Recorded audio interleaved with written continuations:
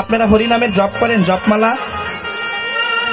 কে কে জপমালা করেন? একটু দুটি বাহু তুলুন দেখি, কে কে হরিনাম করে?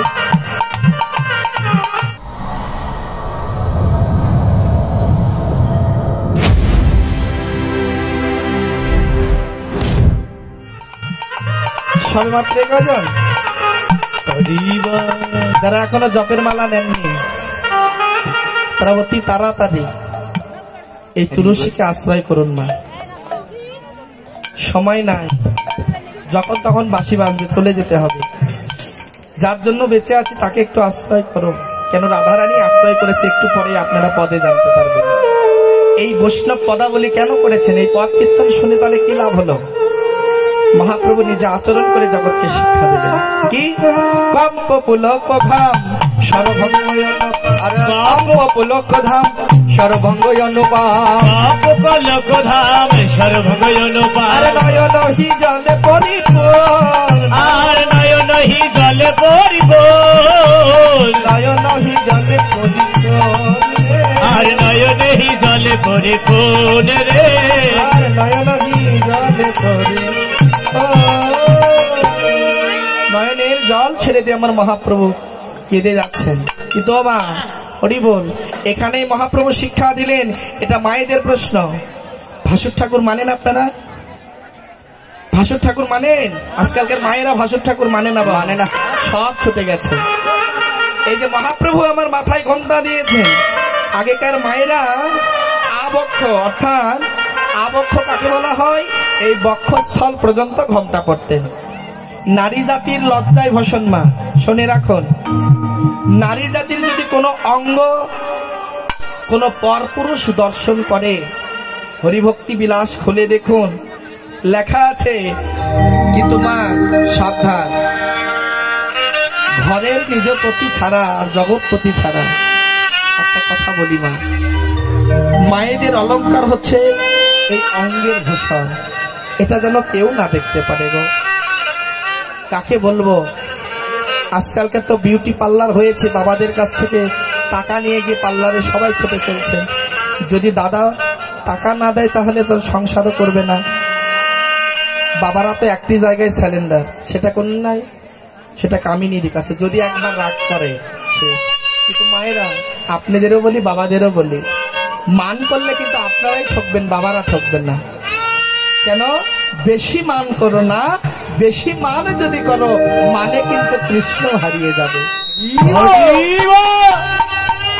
বেশি মান করলে সব শেষ, বেশি মান করলে কৃত হয়ে দাঁড়াবে। মা, কেউ ক্ষতি করার চেষ্টা করবেন না। যদি পারেন নিজের পতিকে যদি বাঁচিয়ে রাখতে চান তাহলে আগে আপনার সচেতন হতে হবে। হরিবোল হরিবোল। আজ মহাপ্রভু আমার মাথায় ঘোমটা দিয়েছেন কেন?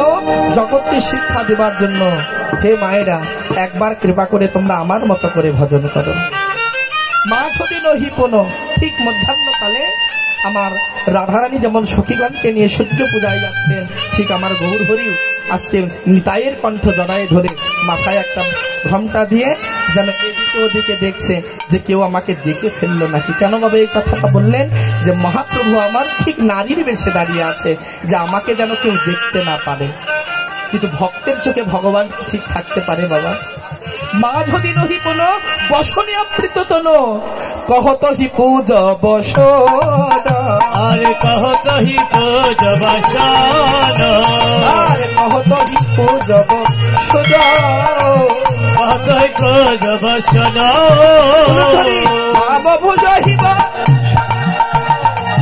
রাম বুঝাইম সর্বঙ্গ নপাম, বাম ভুজহিব সন্মুখ ঢাকই, বাম ভুজহে সন্মুখ ঢাকই, বাম ভুজহি বসন্মুখ ঝাপই।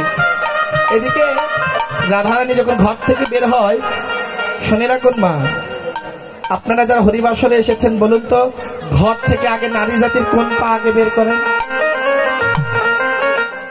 মায়েদের কাছ থেকে শুনতে চাই। ডান পা?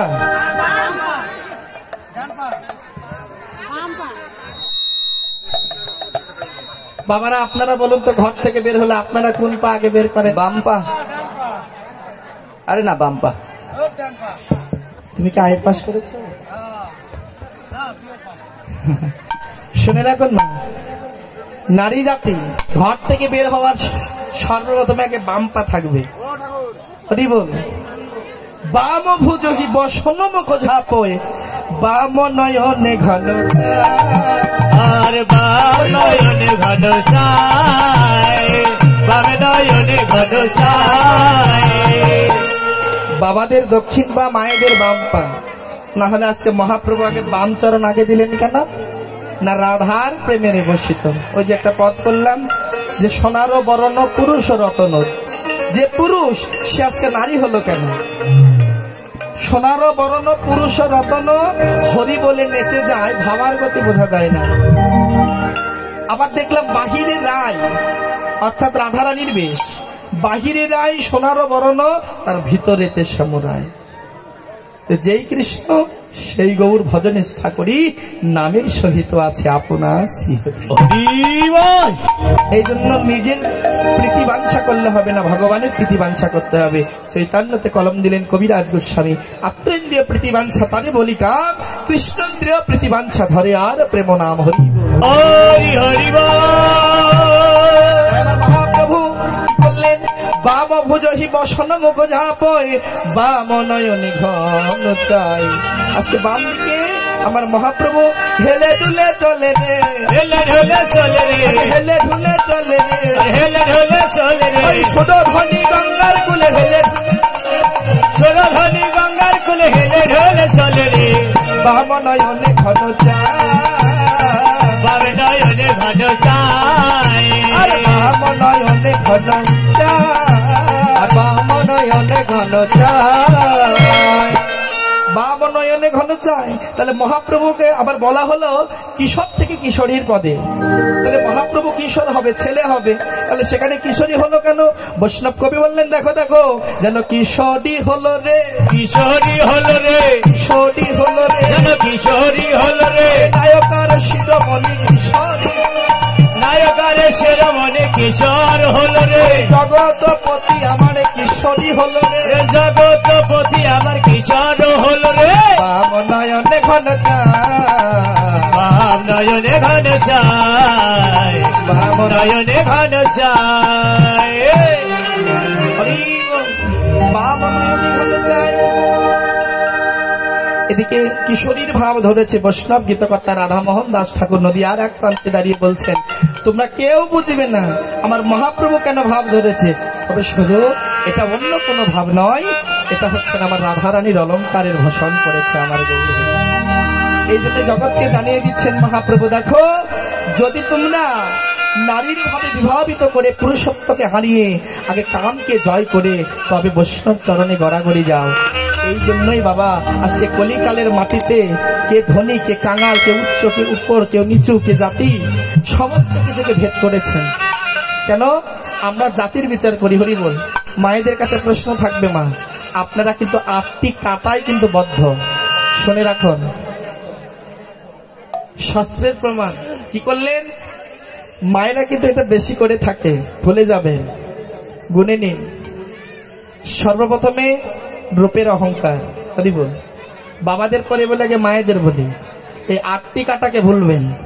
রূপের অহংকার, যৌবনের অহংকার, জাতির অহংকার, কুলের অহংকার, মানের অহংকার। কয়টা হলো? মায়েরা কিন্তু বলে, অনেক মা জিজ্ঞেস করে, আমি অমুক জাতি, আমি এত সুন্দর, আমি অমুক ঘরে জন্মগ্রহণ করেছি, আমি মহন্ত, আমি চ্যাটার্জি, আমি ব্যানার্জি, বলে কিনা? ওই চ্যাটার্জি, ব্যানার্জি, মহন্তের কোনো দরকার নাই। ভগবান বলেন মহন্ত কারা? যাদের মোহযোগ অন্ত, যারা অহংকারকে ছেদ করে বৈষ্ণব চরণে মাথা নিচু করেছে, তারাই হচ্ছেন মহন্ত। হরি হরি বল। এই মোহযোগ অন্ত, এই মোহটাকে যারা অক্ষম করে, যারা বৈষ্ণব চরণে ঘর বেঁধেছে, সেখানেই তো ভগবান থাকে। রাধামোহন দাস ঠাকুর গলে পিতবাস নিয়ে বলছে, গৌর আর ভাগ্য হবে কিনা তোমার, তোমার চরণ ছাড়া আমাদের করো না গৌর হে।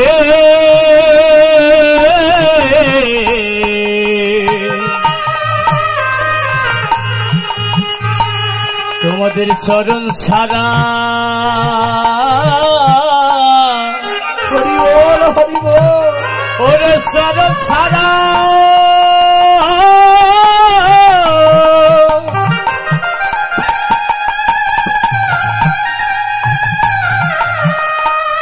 আমায় করো না হে এমন সাধুগুরু বৈষ্ণবে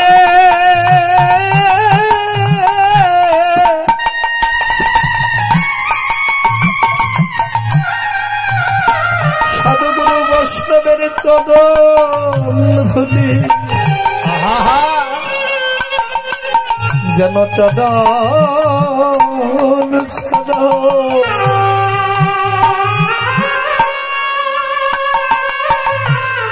কোনদিন আমায় করে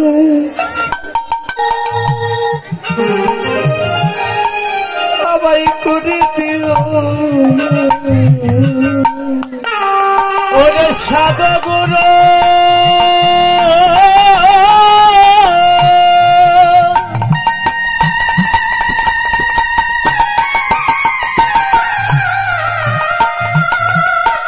ওরে সাধুগুরু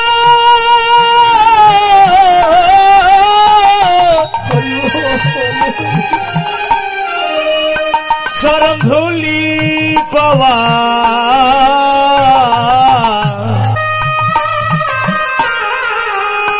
চরণ ধুলি পাওয়ায় আমায়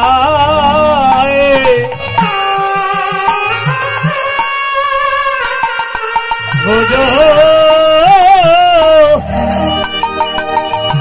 করো না হে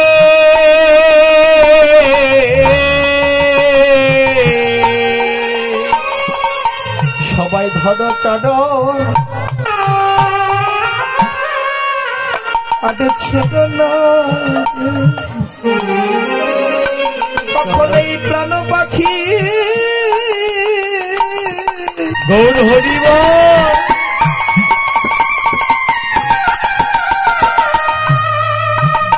হাতা ছেড়ে বিদায় নেবে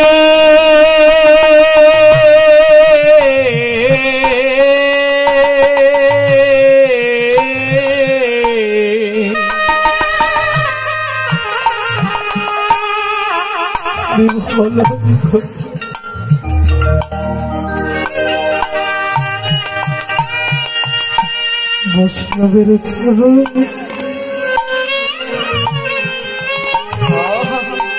ছাড়া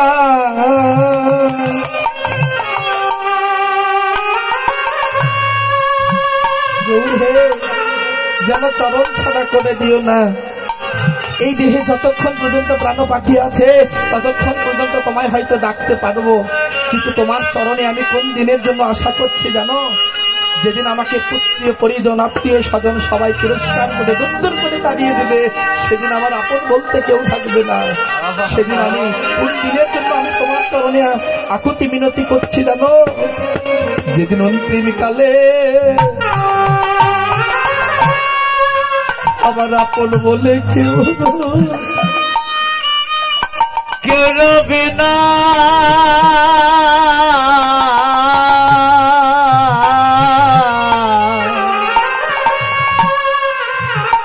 যেদিন অন্তিম কালে আমার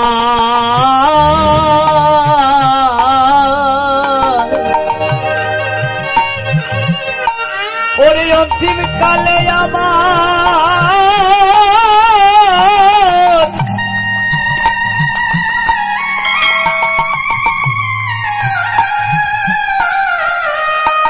ওরে কেউ রবে না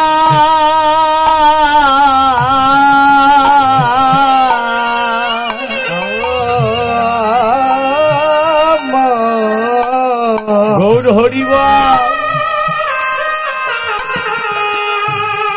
অন্তিম কালে আমার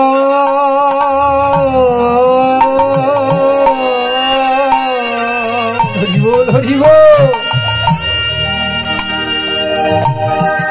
কেউ রবে